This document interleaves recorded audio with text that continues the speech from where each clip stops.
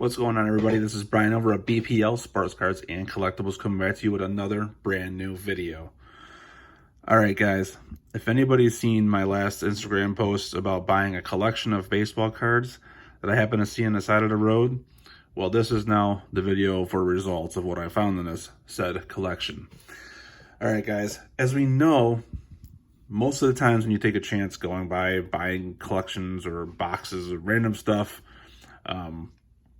you never know. It's a gamble what you can find or what's in those boxes. I kind of had a couple of seconds to look through or open up the boxes that I saw sitting on a folding table on the side of the road in my area. There was a couple of signs on the table that said there was a handful of long boxes, and one side of the table, the sign said $40 takes that pile, and on the other side was some binders of cards that had numerous pages and stuff that said the same thing, $40 for the whole thing. As I was taking a gander at this table, the gentleman who was selling it happened to see me from a window in his house and had asked me how I was doing, and I basically told him I only had $20 in my pocket, and I said, will you take $20 for 4 of the boxes? So it'd be like $5 a box. And the gentleman was apparently in no need to have these cards, and I got the whole table for 20 bucks. So as you can see down here in this pile of stuff that I've amassed, dug through, I took the time to not bore you with me going through 8 long boxes and 2 or 3 binders full of cards, but this is the stuff that I found that I could see possibly turning a profit or making my money back, and I was actually kind of surprised at what was in these boxes. So we're gonna do of the weird stuff that was in this box. I happened to find some basketball stuff, and it wasn't all that interesting, but the 92 Skybox Hoops USA cards. We ended up finding a Magic Johnson, a pair of Michael Jordans, couple of dinged corners. I think this one here is in better shape, but nothing crazy that wouldn't garner like $1. These could also, Larry, I probably already have this one, but these could go in a $1 box, maybe 50 cents, just for someone to have. It's not in pristine. Of the ones I pulled out that I took the time to sleeve, some of them are in very, very good condition, which I was surprised to find for the age and how they were being stored. And some of them do have soft corners, the typical print lines. Most of it's the 80s junk wax, era cards. I did happen to find some of these in the binder pages. There was actually one binder full of football cards, and we happened to find 91 Upper Deck, which had Jerry Rice, Team MVP. We had a regular base issued Dan Marino, Team MVP, but upon other further analysis, I found right here, there's like a little bit of a stain on that card. Team captain card. I always found those to be interesting in the early 90s. Troy Aikman, same thing. One of the Joe Namath Football Heroes insert cards, and probably one of the more popular, normally recognized Bo Jackson cards of the 90s. And then some notable Barry Sanders. We have arch rivals, and that was Barry Sanders and Derek Thomas in the early 90s. A couple of the same cards there, those team captain cards, Barry's. We also got a Team MVP Barry and a regular base card. But the two that stood out to me the most were these 2 holographic Game Changers.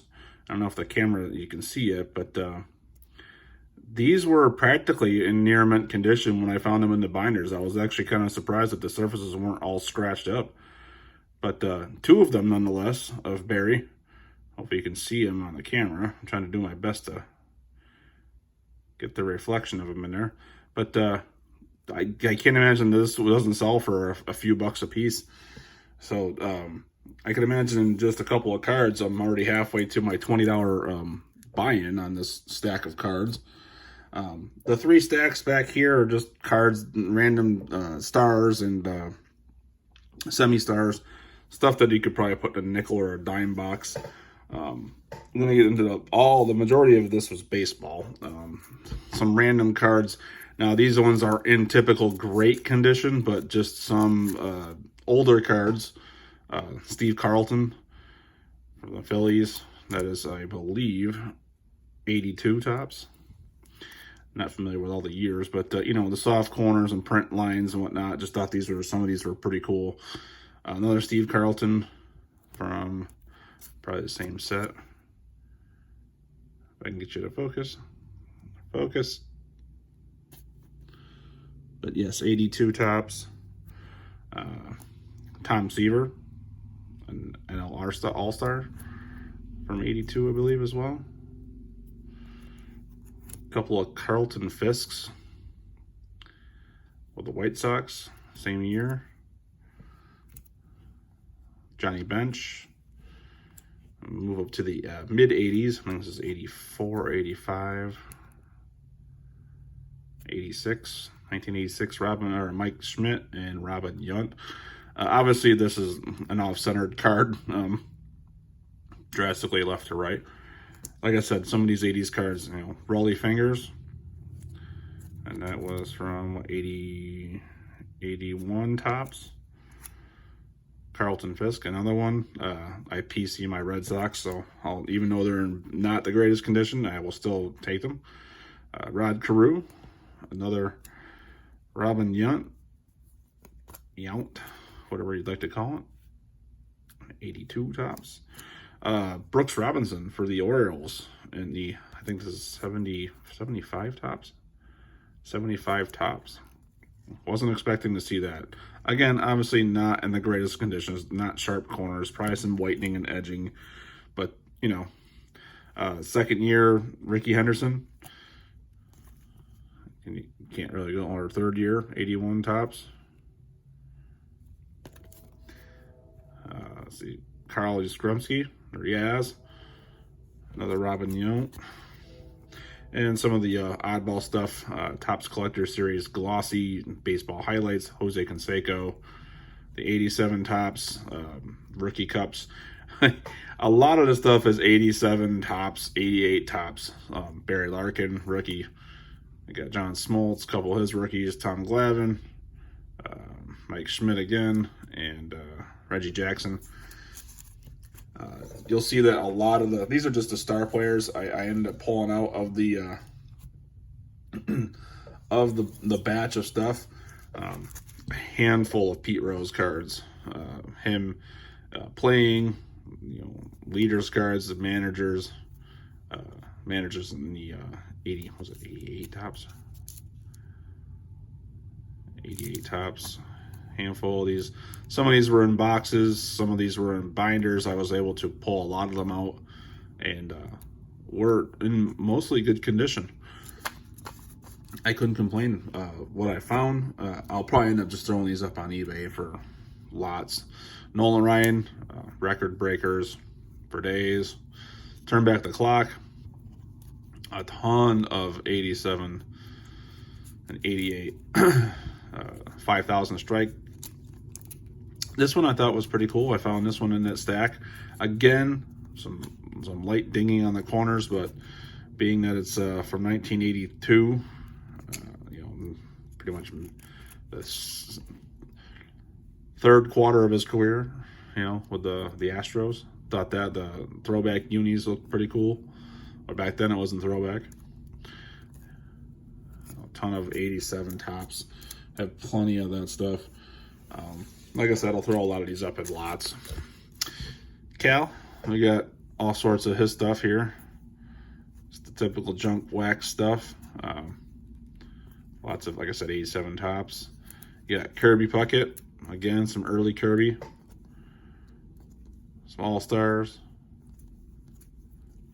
More All-Stars. You got plenty of 87 tops. I think there was, at one point, there was 2 long boxes just chock full of 87 tops. It was just redonkulous. Some more All-Star cards of Kirby. 87. And then Tony Gwynn. Got a handful of his cards. That wood grain finish. Horribly off-centered 86 Topps. Some early 90s.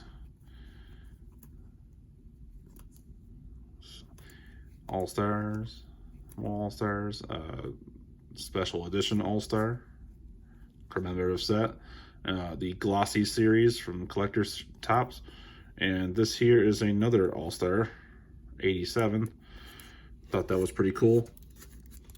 Even if I can get $1 a piece for these, or even 50 cents a piece, I'd be happy, because there's just such an abundance of all these cards. Donnie Baseball, Don Mattingly, I have a stack of his stuff. I can't tell you how many of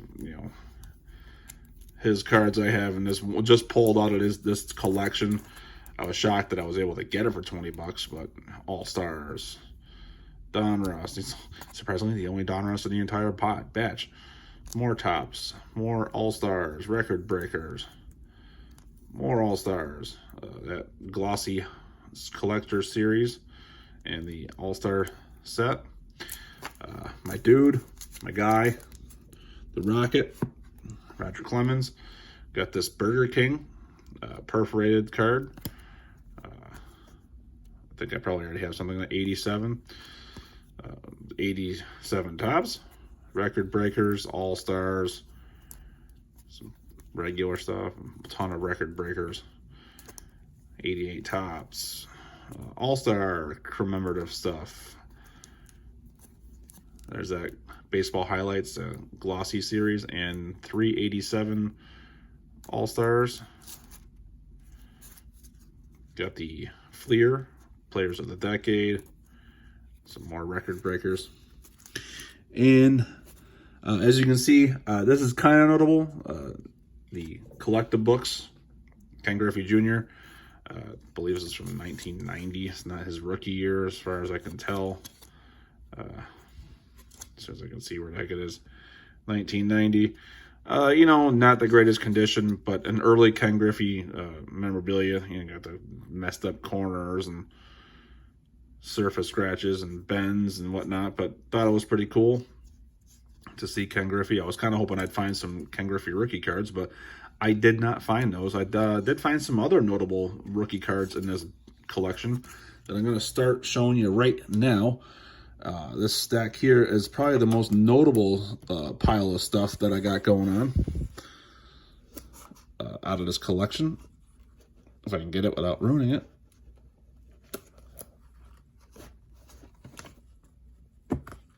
All right. Starting off with the Gary Sheffield Topps Future Stars. And he is from 1990, I believe, or 89. 89, Gary Sheffield. Chipper Jones, 1991, first draft pick card. Again, not the sharpest of corners, but still a rookie card nonetheless. I got two Randy Johnson Topps 90s, or 89. 89 rookies. Not a rookie, but some older, early Mark McGwire. Some record breakers. Rookie Cup. That's now my third rookie cup. And I did get a 87 Topps rookie of Mr. McGwire, our Big Mac. That's a nice addition to my stash of his cards. Trio of Rafael Palmeiro Star Rookies, Future Stars. So you can see where some of these are starting to pay off a little bit here. I ended up finding not one, but 2, 3, 4, 5 BJ Surhoff Future Rookie Star. Some Barry Bonds, that ugly yellow Fleer from 1991. Happened to find his card in there. Some earlier Bonds. Bonds and Bonilla. Notable, we did get an 87 All-Star set So that's, I guess, technically a rookie card of his. And the 87 Topps Wood Grain rookie. And the creme de la creme of this entire lot. Not one, but 2, 3, 4, 5 Bo Jackson Future Star rookie cards. I couldn't believe that I pulled this many of them out. Of the 5 I have, one, if you can see it correctly, has that crease right in the middle. So it's pretty much a dud and useless. But counting 5 of those things, 4 of them are in really good condition. And that will basically pay for the lot, if not make more money for me in profits for buying a lot of cards for $20.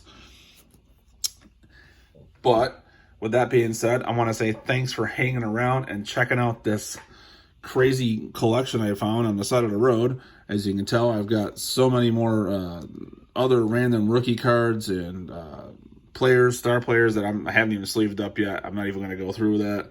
Just a lot of tedious work. But this is what I found for $20. I'm hoping to turn around and make a few bucks on it. It might be an experiment just to see how much we can actually turn around and make $20. See if it's a gamble. Make it a play. You know what I'm saying? The Card Talk podcast, make a play. I'm going to try to do an experiment and see if I can't get some money out of this and turn it around. All right, guys. Thanks for hanging around with me watching this. And do me a favor. Thumbs up, give the video a like, and comment down below. Subscribe to the channel if you'd like this type of content. Leave me a comment down below what you thought was the best find of this lot. And I'll catch you guys on the flip side. Peace.